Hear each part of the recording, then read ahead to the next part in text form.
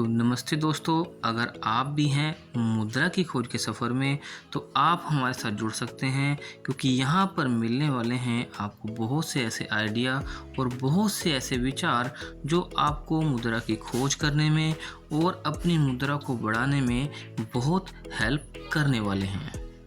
आज हम बात करने वाले हैं कि इंडेक्स फंड के बारे में, यह क्या होते हैं और एक नए इन्वेस्टर को इंडेक्स फंड में क्यों इन्वेस्ट करना चाहिए और इनमें हम क्यों इन्वेस्ट करते हैं या इन्वेस्टमेंट कैसे कर सकते हैं और इनमें इन्वेस्ट करने से हमें क्या रिटर्न मिलता है।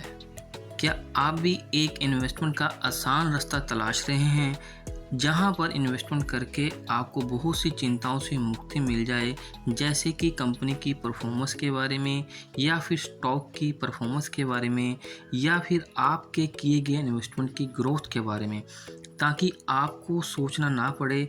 अगर हाँ तो आइए आगे बढ़ते हैं, जानते हैं कि ऐसी कौन सी इन्वेस्टमेंट है या म्यूचुअल फंड में ऐसा कौन सा फंड है जहां पर आप इन्वेस्टमेंट कर कर निश्चिंत होकर अपना पैसा लगाकर ईयर बाय ईयर अपने पैसे की अच्छी ग्रोथ पा सकते हैं। तो सबसे पहले बात करते हैं इंडेक्स फंड क्या होते हैं।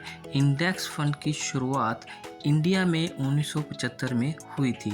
जैसे कि एक NSE का इंडेक्स फंड है निफ्टी 50, इसमें हिंदुस्तान की टॉप 50 कंपनियों को शामिल किया गया है जो स्टॉक मार्केट के हिसाब से सबसे बड़े हैं या फिर मार्केट कैप के हिसाब से सबसे बड़ी हैं।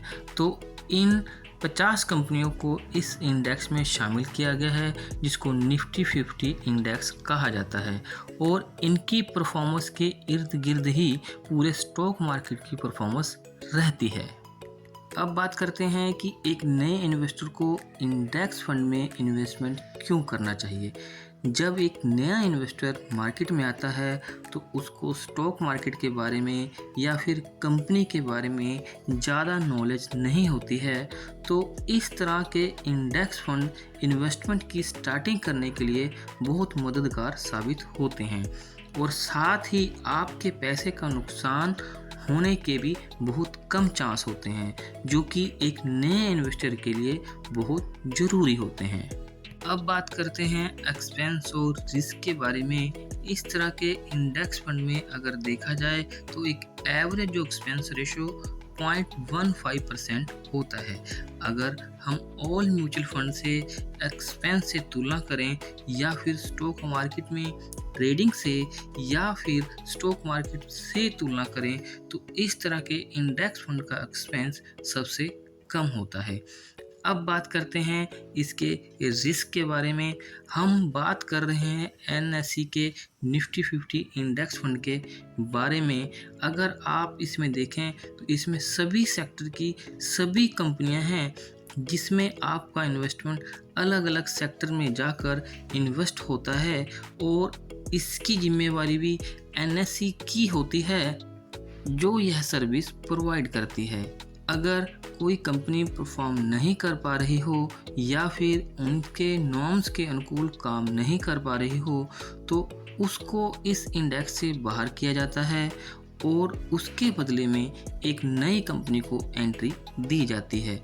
इससे इन्वेस्टर का भी रिस्क कम हो जाता है और रिस्क फैक्टर कम होने के कारण इन्वेस्टर का पैसा सेव रहता है और उसके पैसे को ग्रो करने का और मौका मिलता है।